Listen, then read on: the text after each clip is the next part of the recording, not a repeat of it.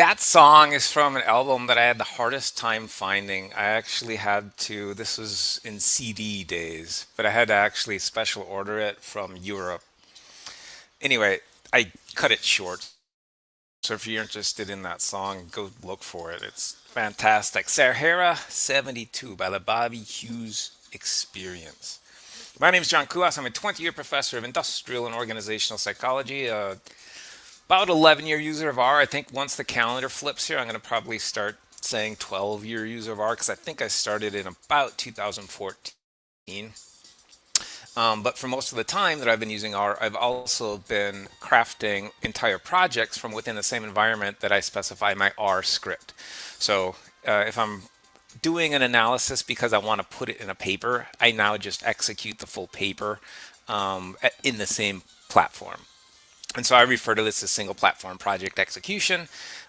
In other disciplines, it's known as literate programming. In the social and behavioral sciences, over the course of the last 7 or 8 years, something called reproducible research has become very popular.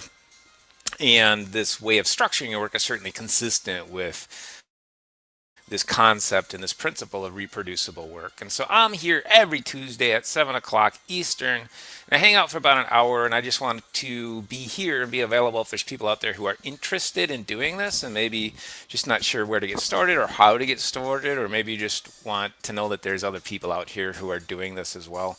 There are a bunch of canned tutorials that are fantastic that are available on the internet. YouTube is great for that. But I want to be live and I want to be interactive in case anyone has any questions. The slides are always posted in the comments, so I posted this week's slides already. And then this week I gave a second resource that's a little different. Yesterday I was fortunate enough, I actually went and gave a guest lecture at one of my former universities and put together a little tutorial on how to build a report template for that group. Now the topic was psychological measurement, but the topic is kind of immaterial to you. It doesn't matter what you're interested in. You should be able to take that report and go through the walkthrough and build it and see some of the capabilities. There's tables of contents in there. There's some analytical stuff in there, of course. There are cross-references. There are citations. There's a bibliography. So all that stuff, if you just follow my walkthrough, you should be able to build your own report. And I think I'm going to start posting that because otherwise it's just a one-off. It was used for kind of a one-time purpose to introduce some people at my former university to kind of this way of structuring their reporting. So anyway, that's there. I linked to some place in the middle of it, so you don't get some of the stuff at the beginning that's more content specific. That I gave you a link right to the beginning where the meat of it is, and you can just walk through it. And it should only take 10 or 15 minutes. Obviously, what am I talking about?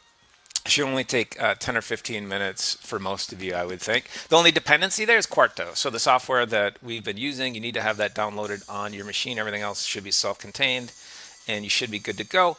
Every week, we are here for about an hour, as I said, sometimes joined by some people. Haven't been recently, but I'm sure I can light a fire under their bums here in the new year, and we'll hopefully get some of them back here joining.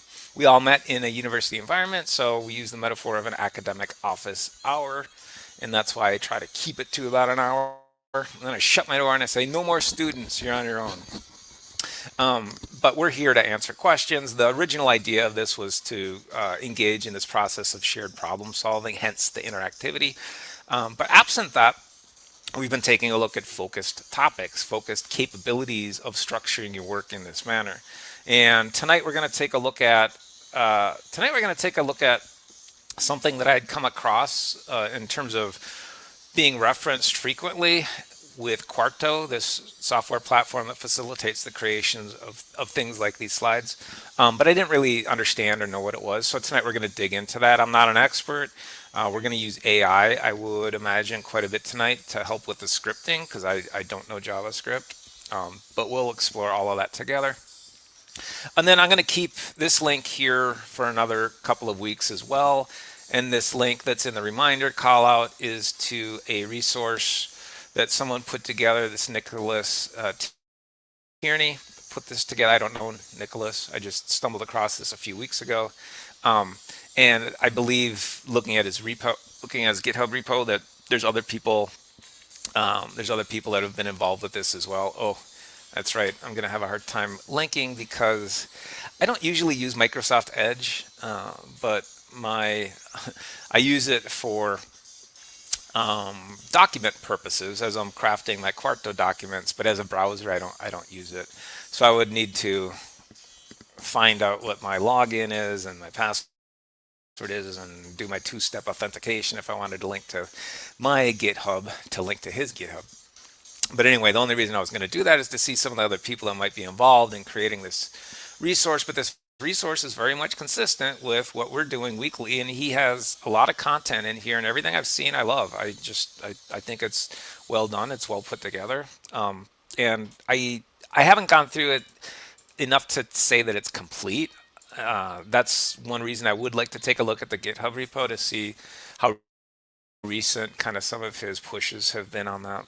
But anyway, it's there and I keep it there. And if you're interested in doing what we're doing here weekly, take a look at that. And in addition to hopefully us, that can be another tool in your toolkit or another option for you as you learn how to do these things like we're learning how to do them as well. Okay. So before we get to Observable JS, let's get our transition here into what happened last week. Well, in the dramatic story of the monstrous mechanical metal-munching moon mice, our cast of characters grows and grows. On the one side are our heroes, Rocky and Bullwinkle, and their friends, Gidney and Cloyd, the moon men. On the other side, there are 100,000 moon mice. Count them, 100,000. Plus their leader, the Big Cheese. Alias Boris better, no? And the arch-fiend behind the whole scheme, direct from the moon, Mr. Big himself. Hello there, fans. Mr. Big's plot was fiendishly simple. But I explain anyway. It goes something like this. The mouse A eats the TV antenna B. Then the viewer C gets disgusted and leaves for some other country, D, where he can watch the Late Late Show. E. Then we move in and take over the whole country. And what letter is that? What else? USA. So far, his plan is working just fine, and our heroes are feeling very low. I'm curious to know where this is going now. The creativity on these 1960s people is unmatched. Fantastic. So last week, what we did was we took a look at holiday cards and creating holiday cards, and it was a lot of fun. And as I look out my window, I live right outside of Minneapolis, and we're having a bit of a snowstorm right now. So one of the things we did last week, and some of you shared your cards with me, so thank you. That was awesome. I loved seeing what other people have done. And I never know like if people are really watching this or not, so that's another it was fantastic seeing some of what you had done based on what we had talked about last week. So I'm going to add the snow effect here again just because I don't know. Do an internet search right now if you're watching live for Minneapolis, Minnesota, and we're probably in the midst of something. It's coming down pretty heavy. But so there's a few different ways to build these holiday cards. There's links on the slides. I put links not on the images this week, but I put links on the bulleted list that you see here on the left. And so there's a Christmas package, and the Christmas package has static baked in almost yearly cards that you can choose from that are made in R. Now these, it's slightly a level above your 5th grade nephew or niece, I would think. It's almost refrigerator worthy, but if you recognize that this is actually all done within R, you may have a higher level of appreciation for it. And so there's some kind of neat looking, there's some goofy stuff, but there's also some neat cards in there. In addition to the Christmas package, there's a function that someone wrote, and this function creates this Christmas tree that you see on the right, and this Christmas tree is fully reproducible with some options available on it as well in the function itself. And it doesn't use any packages. This is all done in base R. It's a function that this person wrote, and it's neat. It's you're not going to be able to do much to it other than just have, a picture of a tree. But that's also neat. There are some people that walk through tutorials on how to get creative with ggplot specifically.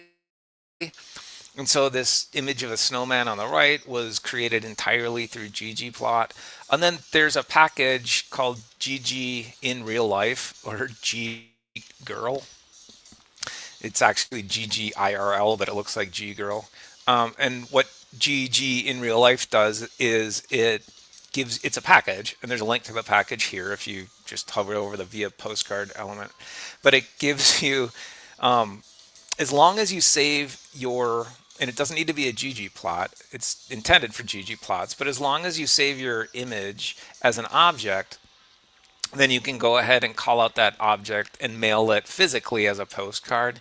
It's $2.50 a postcard. I don't believe the person who created this package gets any of that money, but I'm not sure about that. So we didn't mail anything. We just checked it out. It was a pretty neat capability. And then the thing we spent most of our time on last week was not doing these 4 things, but we created our own holiday card. I'm Christian, so I did a Christmas card. But last week we were just kind of, I was doing this just kind of free form and freewheeling and just kind of doing, I don't know, I was kind of typing as I was thinking. And so we ended up talking about mooses for some reason. I don't remember why really, or how it even came up. But I amended it a little bit before sending it out. So I actually did send this out to people. So this is my 2025 holiday card.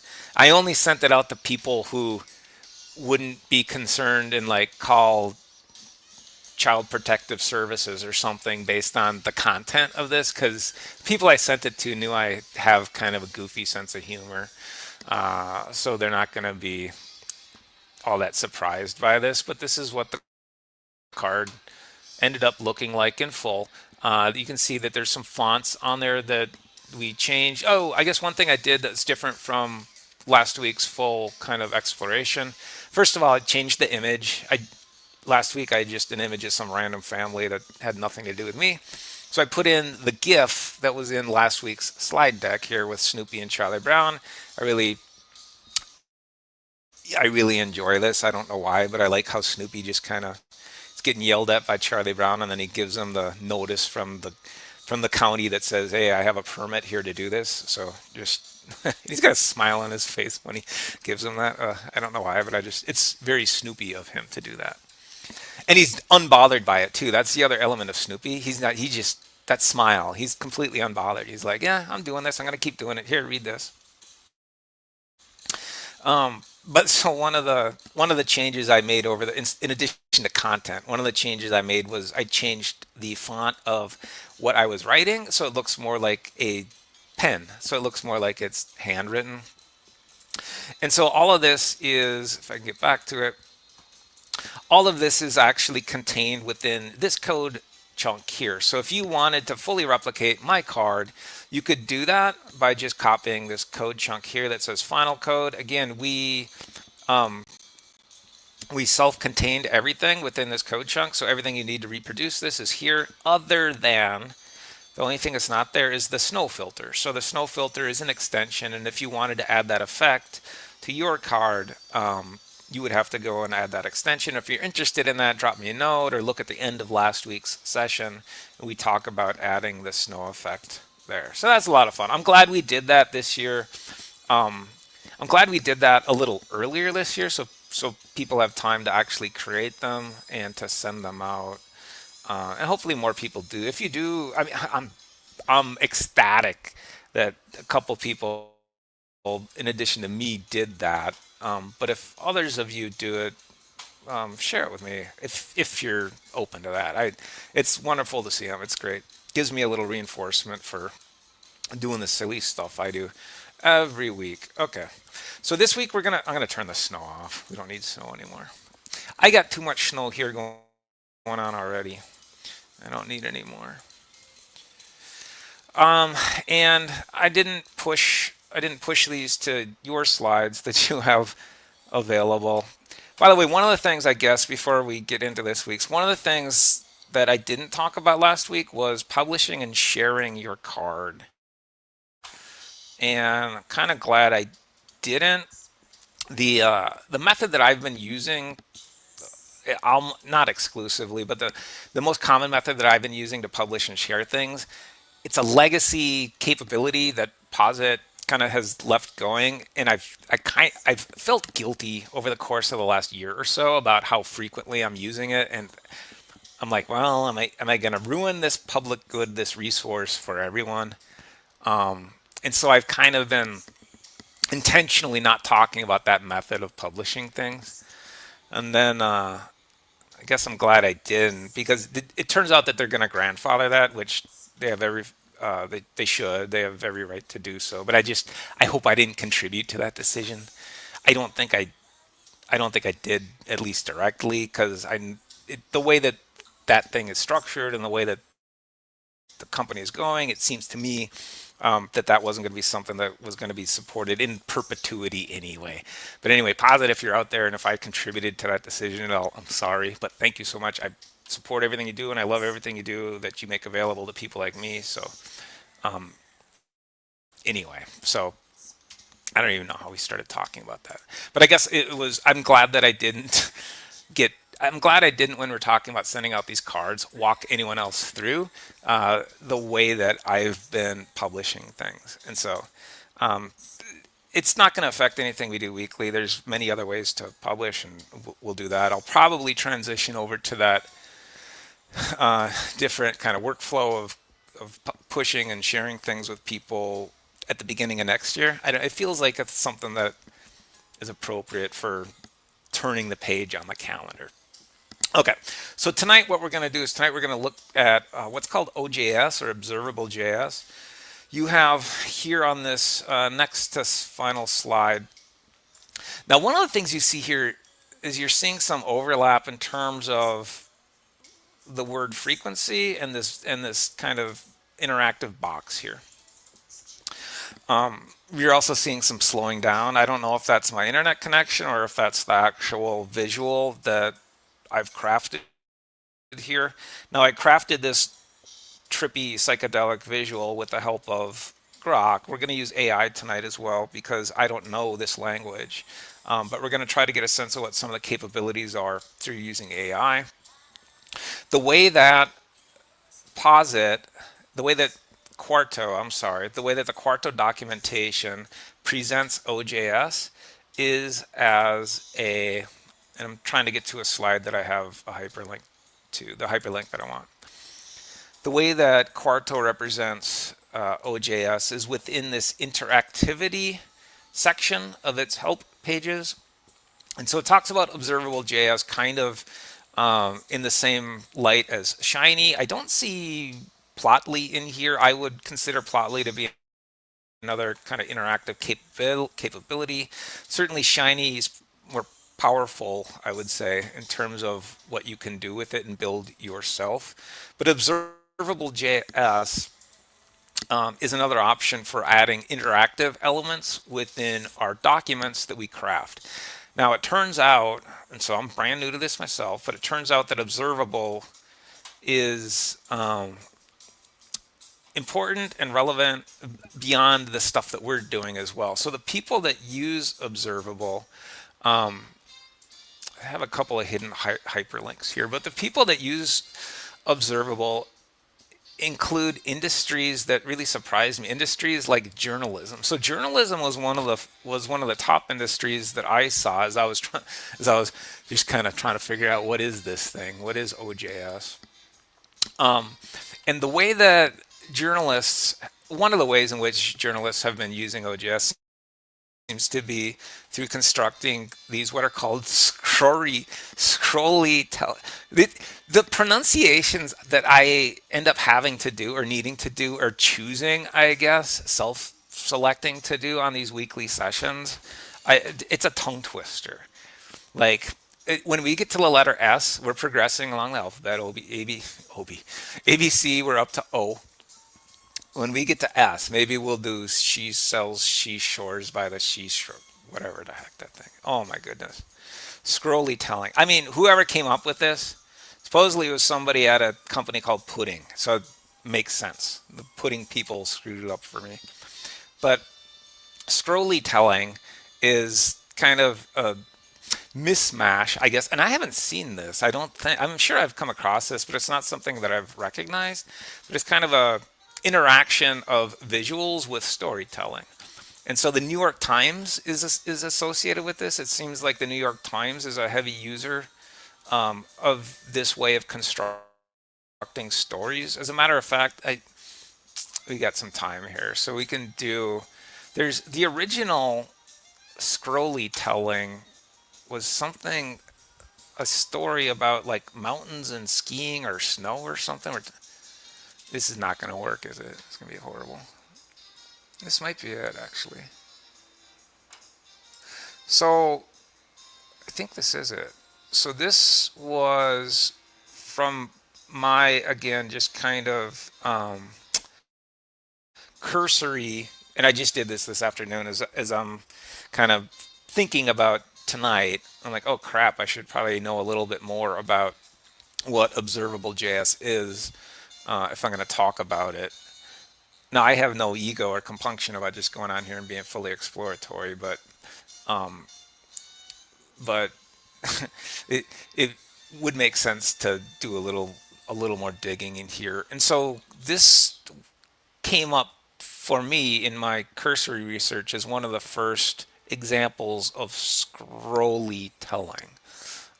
And again, you kind of see some of the visuals that come up that are relevant for the text as you get to this point in your scrolling through the text. And so that's a level of interaction that's kind of neat. And the only reason I'm bringing this up is this demonstrates some of the capabilities, some of the real world ways in which Observable JS seems to be used. The way I think that we're going to use it in Quarto is more consistent with the way we've been constructing all documents. So we're going to have a chunk or a focal visual that we want an interactive element with. And that seems to be the way that it's intended, that's the way that the Quarto help page constructors seem to think that people who use Quarto might be interested in incorporating Observable JS. Now, there's another link that I found very helpful that we're going to go through here. And it's on this Observable JS title of this second to last slide. And what this does is it walks you through some of the scripting rules of JS, but JS within this observable environment. So again, not an expert. I'm just trying to figure this stuff up myself, but it seems as though Observable is a company, and Observable has its own. I was told it's not a dialect. It's not a different version of JavaScript, but it's a different environment in which JavaScript is enabled. And so they use notebooks. And so I imagine, I don't know, but I imagine the journalists, for example, at the New York Times, they're probably constructing their stories using these observable notebooks that have this interactive capability enabled. So the interesting thing about this page in particular is if you're interested in this, I love the way they present it, first of all. They say this walks you through some introductory concepts. But I guess let's spend a little time on this so you can get up and running.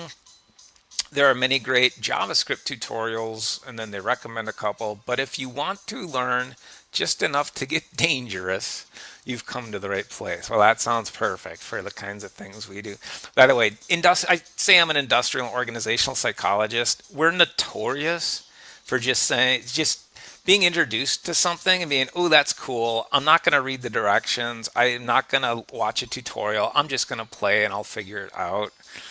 I know a lot of people are that way, but my discipline in particular is just, it's endemic. It's a problem, I think. So the variable assignment is the equals sign.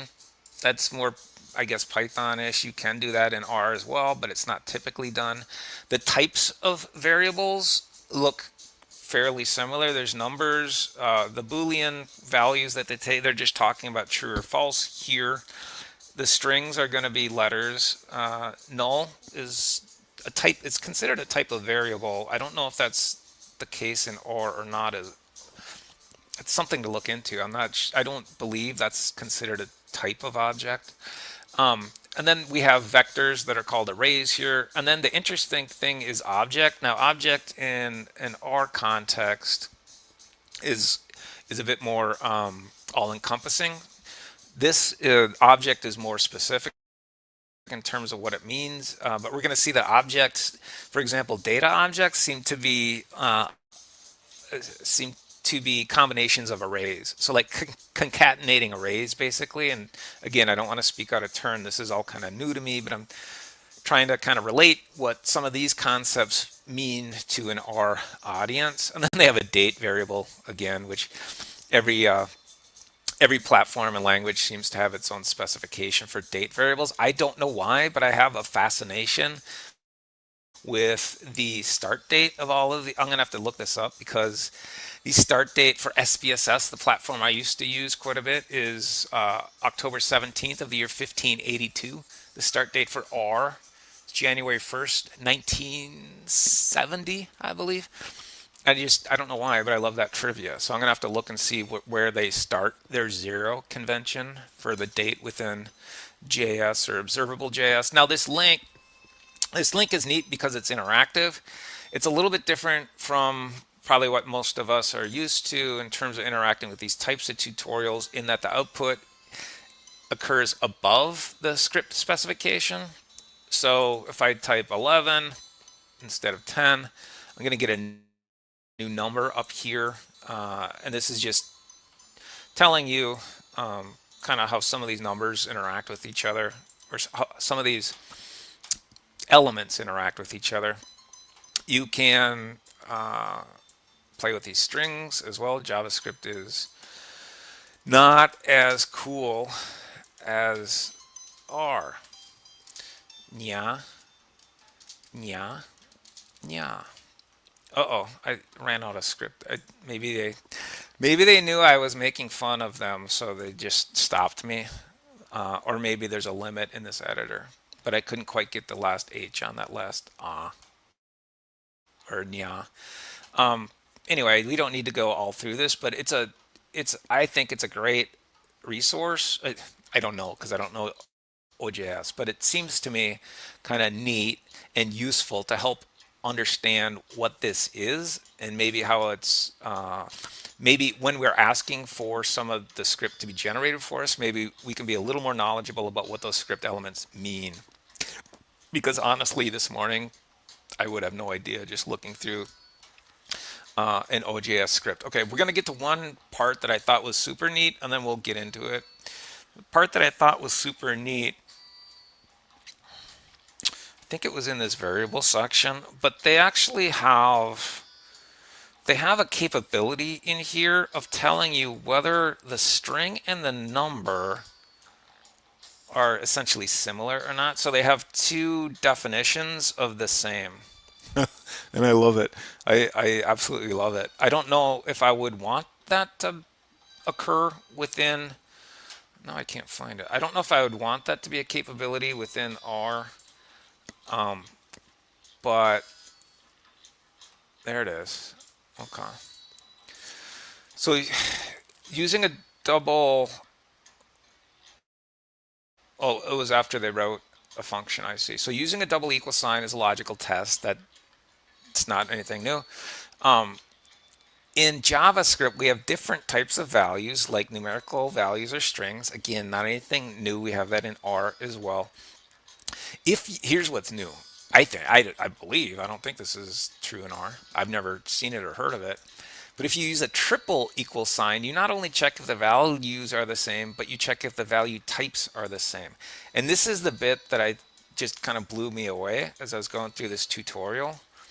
A number in a string, you can actually run a number in a string and get a Boolean like validation that they're the same. It's like this blows my mind as someone who all of us working with R within that steep learning curve, there's going to be a point when you're working with data, there's going to be a point where you have this question of numbers versus characters, right? Or numerics versus strings, or just, it looks like it's a number. It says it's a number, but it's not a number.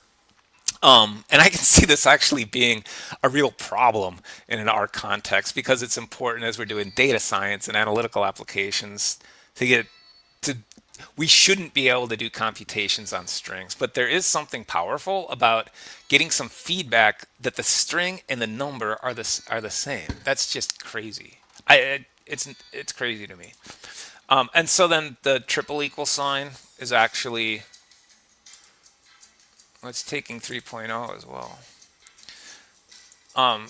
Now this should be false if I do in the string 3.0, I would imagine. No, it's still true. I'm just dumbfounded here by the logic behind that. I would like to know what it actually is. This is what R would report. I mean, without the triple. Why do I keep glitching? It must be the snow. Sorry. Hopefully my audio is coming through okay.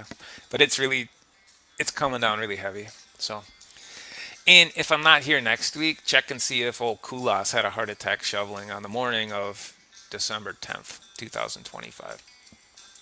But we're going to get, our strings and our numbers are always different in R, so we're not going to get that. All right, enough playing with that. I just thought that was neat. If you're interested in it, you can check out, I would recommend checking out the link that I have on the title of that second to last slide, because I think I learned a lot just kind of going through that really brief tutorial. It was easy, it was painless. It was neat. Okay, so we are going to try to include some OJS into a Quarto document, and I think we're definitely going to need AI to help us with this. So I think we'll use probably 3 different AIs. Well, we could use more than that. So I've been using Grok. I've been using Grok because it's free. Grok is not a great code completer. Grok is, if Grok and I were like in high school together, we'd be sitting at the opposite end of the cafeteria, I think, because Grok has this attitude, and we'll see, you can validate with me, but it has this attitude. It's like it's trying to be a hipster teenager or something. If Grok were a 30-year-old man, he'd be wearing a baseball cap on backwards and saying things like cool and dude and 6'7" and I don't know, all these kid things. Like Grok is trying to be too hip and cool. Like it'll say, here's your code, fella, now go clobber the world. And it's all confident. And then it's always wrong. And you're like, well, no, that doesn't, here's the output. You're right. You're absolutely right, dude. Try this. And well, no, it's wrong again. And it always comes back with this, like confirmation. It's confirming all the time. Like it's saying, this is rock solid and there's no, and then it doesn't work. So, but anyway, you can have some of my frustration with that. So we'll do that. We'll have Grok try to help us. Ultimately, by the way, Grok was able to generate that slide at the that psychedelic trippy slide that I have, that object. That was a Grok creation, but it took probably 15 minutes of back and forth and mistakes and broken promises. Grok is making so many broken promises because it's so doggone confident. But then the other thing that we'll definitely do is we'll use GitHub Copilot. Now I have that disabled currently in RStudio because it's just interfering with the way I use RStudio most commonly now these days is to write, not to do analyses, and GitHub Copilot it's not helpful for that purpose for me. I haven't found it to be helpful. It just repeats stuff that it sees earlier. But it should be helpful for code completion, so I'll go ahead and turn that on. And then if we have time, Diego and I, when we were checking out Positron, we found an AI completion extension called Super Maven, and that was super helpful. So I think we'll try those 3 if hopefully we have time. If not, maybe we'll revisit next week. Next week we're going to be on to P, and I actually have two people that reached out and were interested in different topics. So that's great, and they're relevant for P. So keep doing that, please. Let me know what you're interested in seeing, and we'll visit it. But next week, the next 2 weeks, we're going to be looking at Prisma diagrams, which are diagrams related to systematic reviews, and then positron as well. And so when we look at positron, maybe we'll take a look at Super Maven as well and revisit some of these OJS chunks. Now, my recommendation is always to just render the boilerplate default template here that you get when you ask for a new file within RStudio.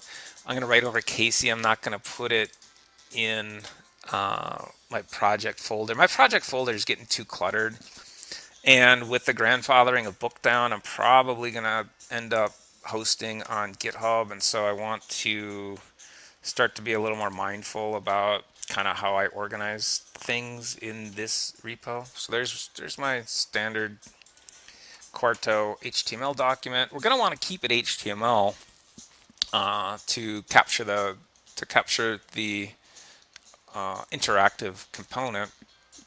Now, to test this out, so I should be able to just change from an R chunk to an OJS chunk. Maybe let's go back. Let's capture some of that script that we had and just see if, before we get crazy with the visuals, let's see if the objects can be reported.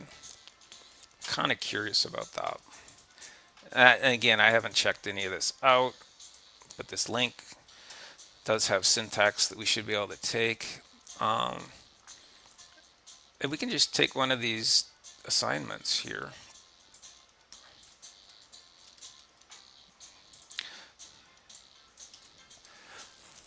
Now, we should be able to theoretically use inline code, but I don't know if we need to specify OJS as part of that inline code. I guess we'll find out, right?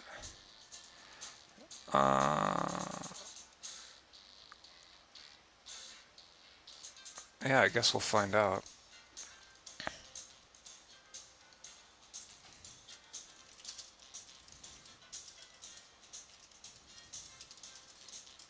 If Kulas could spell.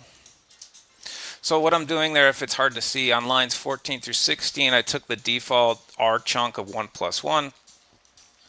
And I guess, one of the things we're going to need to know is the commenting syntax of OJS, because I'm guessing the normal way of doing our chunk specifications probably aren't going to work. No, they're not going to work. We should still be able to go up to within the curly brackets themselves. And first of all, let's just do an echo and see if that echo comes through.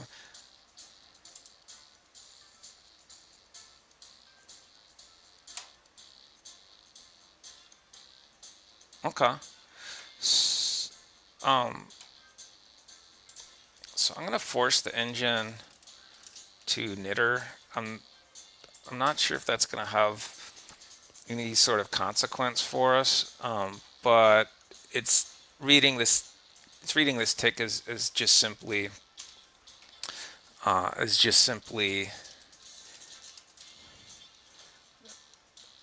nothing analytical, and so it shouldn't call this up either because my number is not an R object. It's okay. So we would have to figure out inline code there, but let's just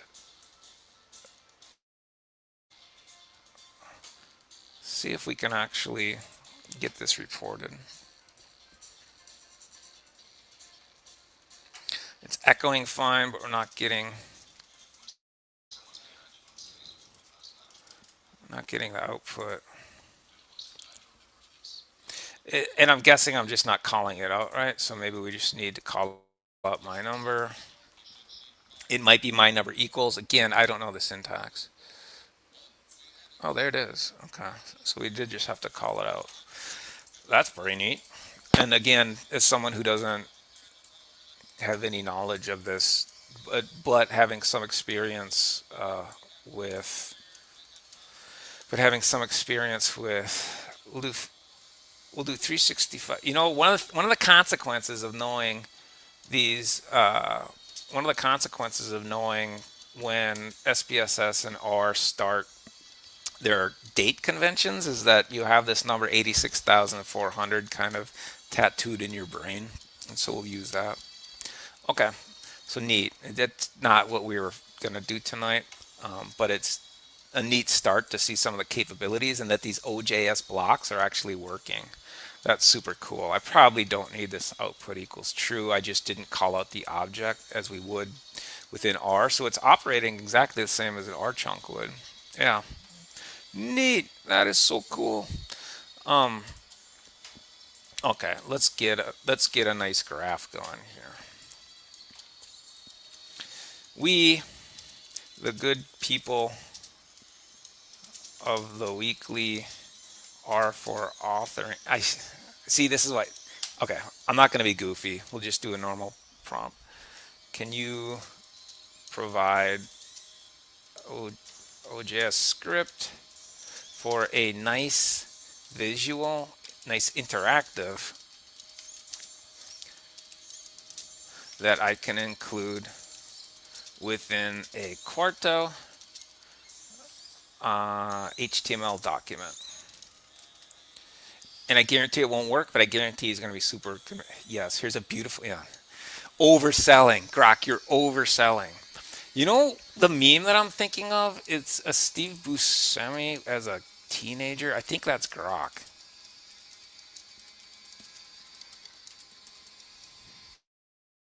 Yeah, this is Grok. This is totally Grok. That's where I got the backwards and the skateboard. I forgot the skateboard. So that's perfect. It's a perfect addition. See, this is too much. Plot. Okay, it's importing some data. Works perfectly. It creates an interactive plot. Okay, I don't believe Grok, but we'll try it. And again, I'm not reading carefully, which I probably should. I guess we could have tried echo false because we're not going to want all this script to be repeated. We should get enough feedback in the output itself if we get errors, so I shouldn't. We'll see if the echo works where we're specifying it here. Nope, echo didn't work, so we'd have to play with that a little more. I might make that a, yeah, there we go. That's, see, now here's where we see the real Steve Buscemi when we're interacting with Grok here. So Grok's going to come back and say, "You're right, dude. This doesn't work."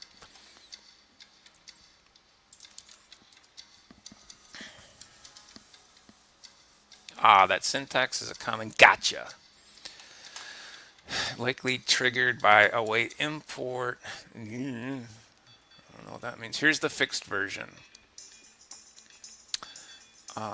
Paste this directly into your OJS cell. It should render without errors. I don't believe you, but we'll try it. And I'm going to make echo false a document command instead of a chunk command. And you do that by specifying in your YAML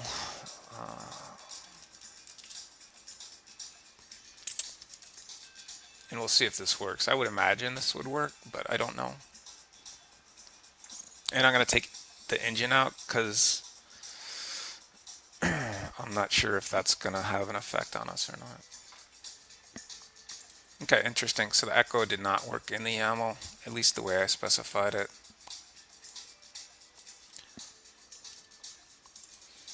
Now Grok's going to be even more confident once we get. Is this the same error? I guess I should look. See, he's getting so confident. He's cocky, Steve Buscemi. Here's a 100%. Now I'm going to read it more carefully because we're getting a little further into it. And again, ideally, we'll look for GitHub Copilot as well. And I'm imagining that that's going to work a little better.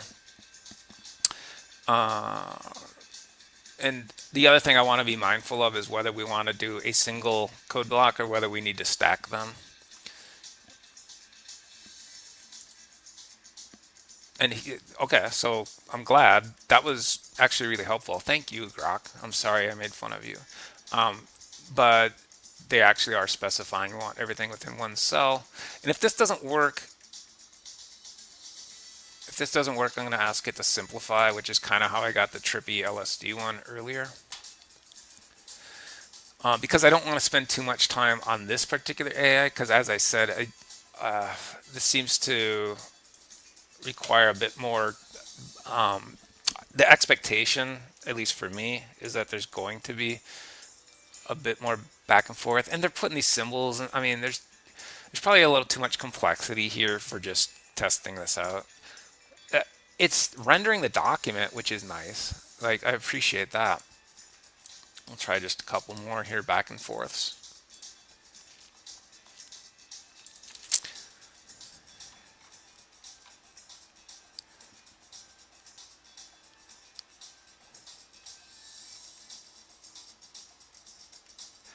Good news, Quarto. And again, I'm not. This isn't a Quarto's not working thing. This is a user error. Kulas doesn't know OJS, and we're just relying on an imperfect helper here. Here's some of the cockiness. The bulletproof, error-free version. I will give everybody watching. I don't know. I don't have that much money. I can't give you that much money. But I'll give you kudos if this works. I'll say you're all very attractive, wonderful people. Which you are anyway, so I don't need this to work in order to know that that's true. You're all wonderful. Wonderful people, especially those of you who sent me a holiday card. That was awesome.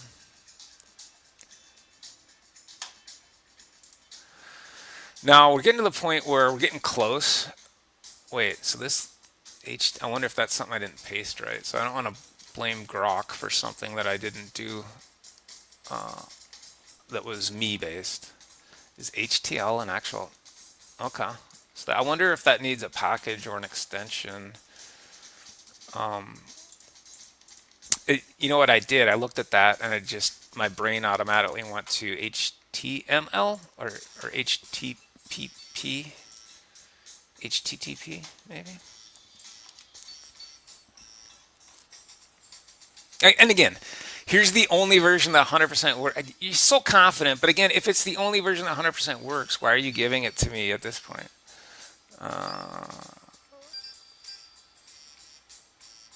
And again, if this doesn't work, we're going to ask it to get simple.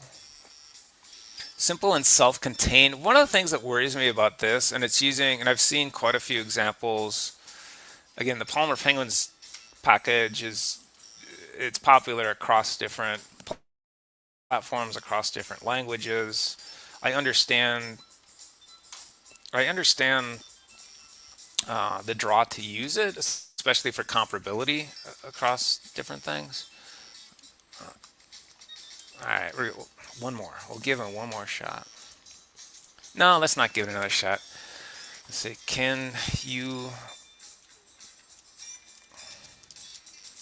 let's try something simpler. Can you create a very simple interactive visual element with self-contained data? I think is going to be important.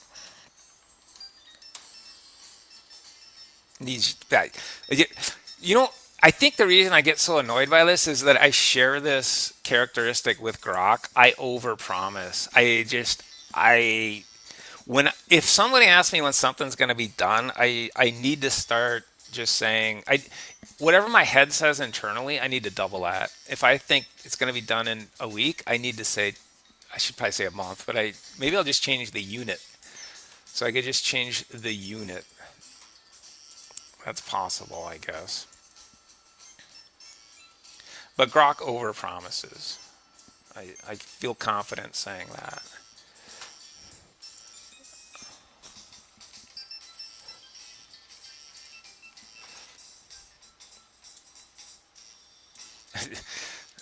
I feel bad I feel bad because no one's going to try it after seeing what I'm going through here.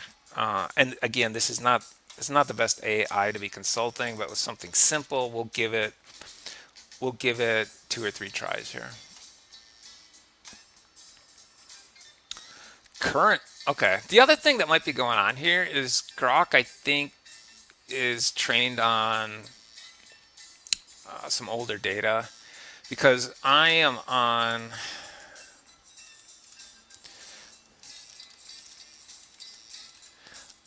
Quarto 1.8.26, and it's saying the current Quarto versions are 1.4 through 1.6. Want another yes, I would like it. I would love another dead simple one. Using that teenager terminology. It's not simple. It's dead simple. That's the best kind of simple. Which probably doesn't work. You know what's funny? Even when I was going back and forth before, I was getting. I wonder if these might work better. I don't know why they would, but I wonder if these might work better in. No, that doesn't make any sense. I was gonna say they might work better in slides, but that. The reason I'm saying that is because one of the issues that I had last time as I was doing this back and forth with Grok specifically, and I haven't tried GitHub Copilot yet, and we will, I promise, in 5 minutes here. It always comes back with that just like confirmation. Ah, yes, of course. That's very super common.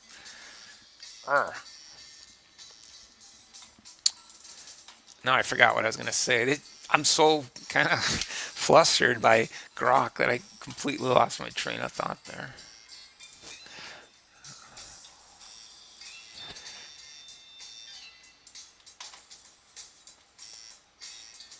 Didn't we already have this one? This is worse than I think it was last time. Last time I was spending more time reading, but because we're on the live stream tonight, I'm not. Oh, what I was going to say is one of the workarounds that we had last time, and I was doing this in a reveal slide deck, was I had to put a OJS code chunk on a previous slide. So not just in a different chunk, but on a previous slide, and that seemed to have some impact.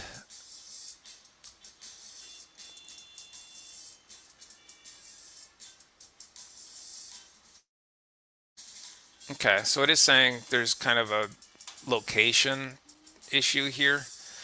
No, it's giving me line numbers. It's giving me a line number 20. So that's saying that this element, and you have to look in the render document. Luckily, it's echoed with index numbers, so we can see that. But it's saying that that's probably the issue. And here it's moved down to line 23. So I think what Grok wanted us to do was to move that command up in our script. I'm not sure if it's in the script or if it's in a different chunk. So, jeez. This is the stuff that bugs me. Just kind of how casually it just kind of throws this in. Doesn't just give it to you. It kind of doesn't just stick the knife in it, twists it. It says nothing else is needed. And then you know what we'll do? We'll go to GitHub Copilot and we'll ask if it can fix this. Now I haven't used it in so long. I've kind of forgotten how to interact with it. But we shall try. So maybe instead of enabling, well, just to see if we can get this to work before we get it to work, I'm gonna see if I can have GitHub Copilot fix our script. Ooh, this does look different. What happened here?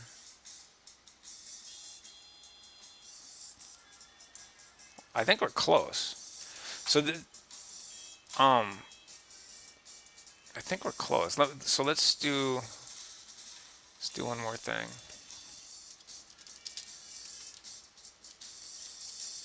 I don't know. Does grammar matter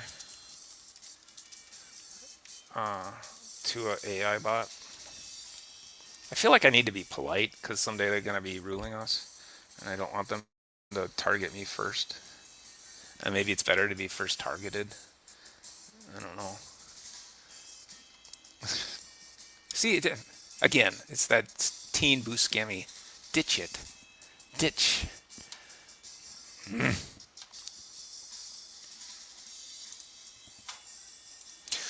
And then if this doesn't work, we're going to feed this into GitHub Copilot, which is, by the way, fantastic for code completion. I love it. The only thing I don't like about it is the free version that I have access to is a little limited. So I was hoping that Grok could be a little more helpful so we wouldn't have to kind of waste some of my ones that I have access to. But that's okay. For you good people, we'll waste it. And I do have the capability of doing this within our studio, but like I said, I just haven't done it in so long. I want to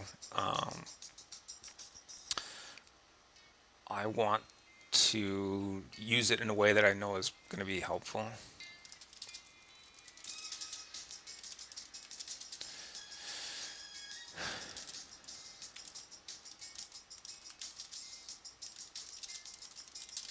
So what I'm saying here is I'm trying to generate an OJS interactive visual within my Quarto HTML document.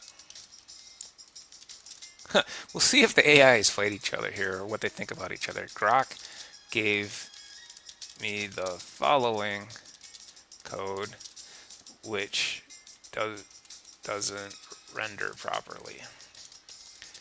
Can you fix the code or provide a better visual? I'm starting World War III. Then Grok. If this is the start of World War III, I don't know. I guess you're all here for it. You all might be subpoenaed. So I'm going to send it and be prepared to be subpoenaed.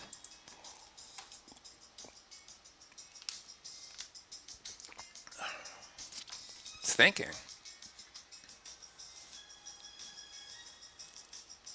Now, if I would have made this document within my GitHub repository, which I didn't want to clutter it with files, but one of the advantages is it seems to be easier to share.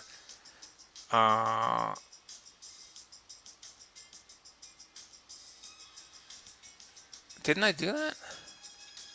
Oh, I'm sorry. I wasted one of my prompts.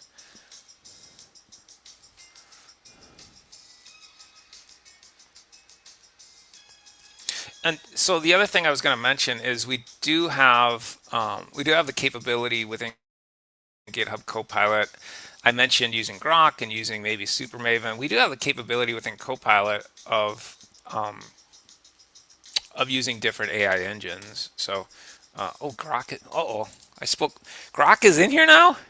Oh my goodness, I spoke poorly about Grok to an agent that uses Grok.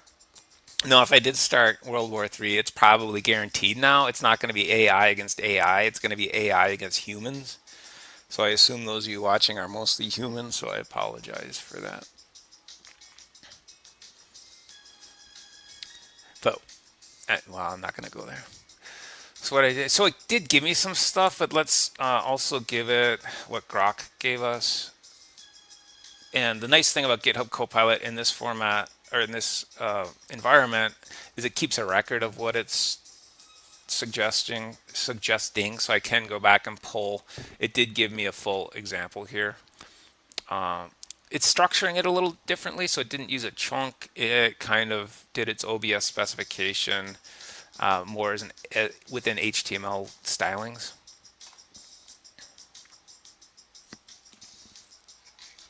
I didn't even know what the visual was supposed to look like. Like, I know we asked it to be simplified a little bit, but we're not going to get to Super Maven tonight. When we get to I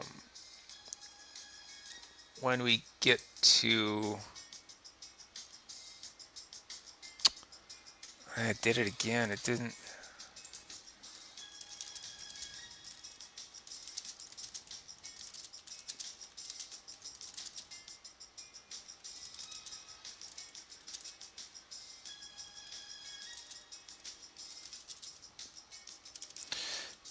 So I'm asking it to structure it more like what we have, because I imagine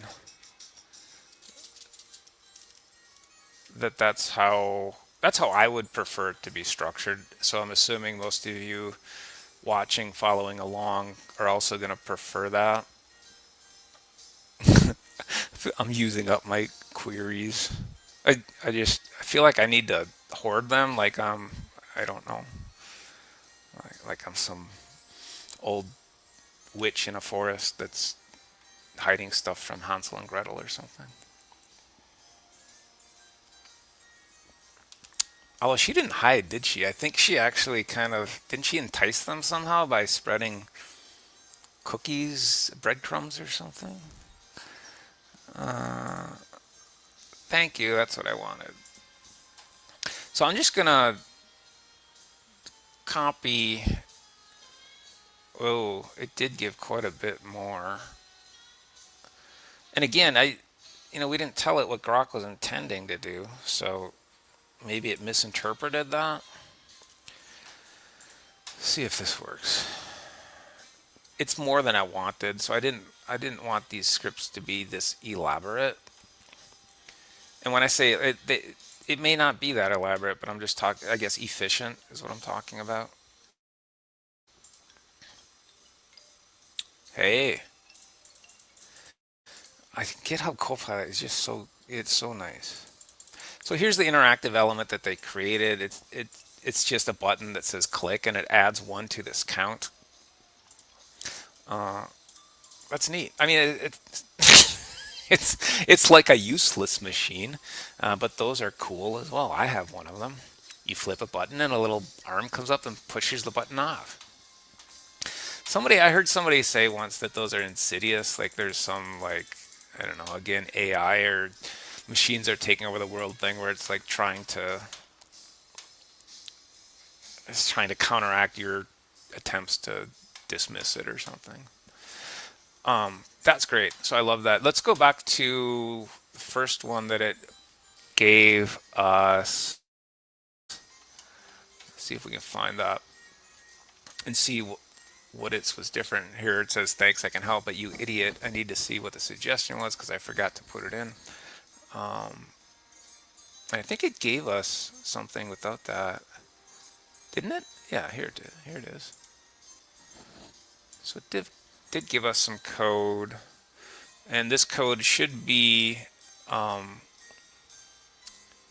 responsive bar with hover tooltips. So what I'm going to do now, because it did structure that differently, and again, I'm not familiar with the structure, I'm just going to run the straight script that it gave us. We should be able to take that and adapt that pretty easily into, so the applications that the Quarto help page was kind of assuming people would be interested in here.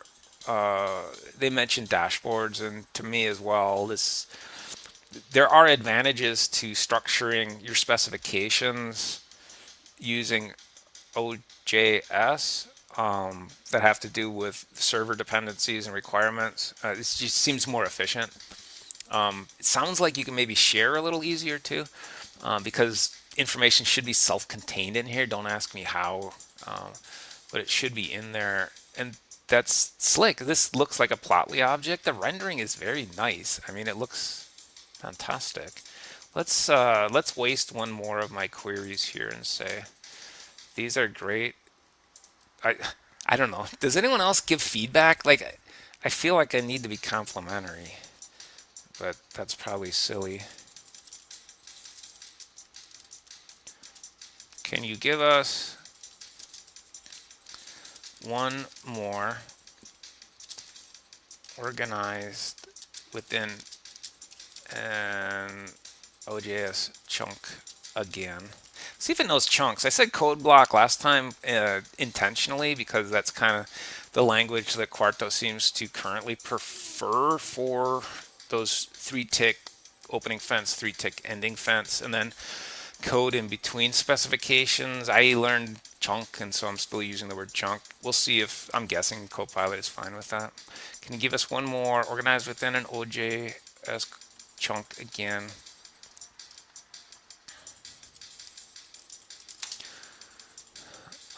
That has some user interactivity required,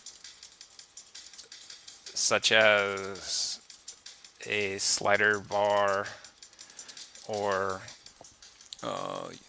other, I want to say filter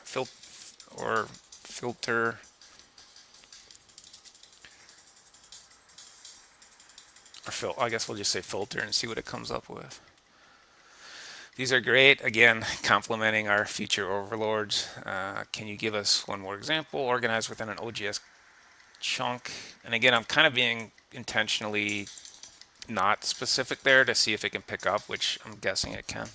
That has some user interactivity required, such as a slider bar or filter. Again, deferring to its superior intelligence to mine, or some other element that would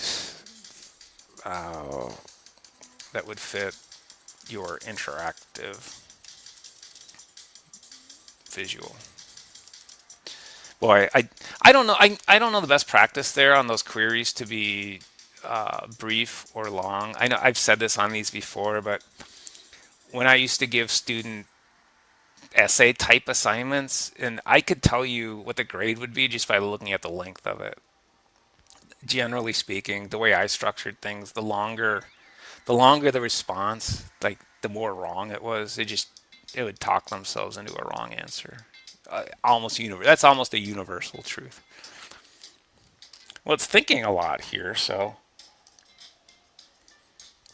we might get something really fancy. You know,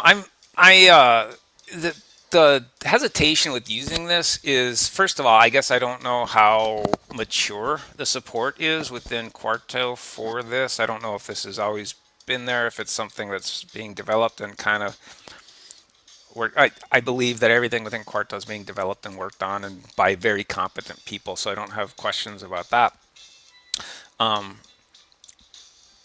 But I'm guessing, like, I'm just kind of wondering if there's going to be more unforeseen issues. I don't know why that would be. I guess I still probably a little more comfortable scripting things using like the shiny structure because I know what everything is, and this I would have to spend quite a bit of time. I think I would shift from having the AI generate something for me to being interactive and having the AI explain all the elements. One of the things I'm very cognizant of, aware of, and probably a little paranoid about as a industrial psychologist is data integrity and the management of data and making sure that I know where everything goes and what it does. And the black boxness of all of this stuff is kind of something that I don't know if I'll ever get used to. And it gave us the whole QMD document here. It's longer, so yeesh. Again, just kind of forecasting and thinking about building this as something that I want to put out there for other people to be able to use. I'm like, that scares me a little bit. Look at that. Now this kind of looks like my trippy LSD graph that Grok made. So it's kind of cool. So it's actually it's showing quite a few different things actually. The color mode, here we get more of a gradient. Oh, that's awesome. I don't know why it's awesome. I don't know what it is. I don't know what it's doing. It looks like a worm, but it's cool. The minimum Y filter is kind of useless. I mean, it's just telling me where to show stuff, right? So as we go up the Y-axis, but I love it. There's a hover capability. Now this looks so plotly, doesn't it? That's a very plotly kind of feature there. I wonder if I can turn these off. I can't. So in plotly, that you would expect those to be turned off, but we're so used to plotly objects at this point.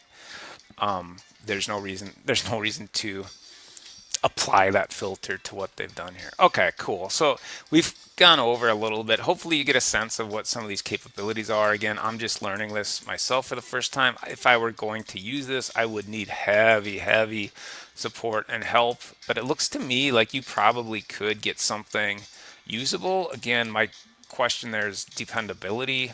And that's not because of this. That's because of me not having any exposure to it. So I would have some discomfort in terms of reliance on this.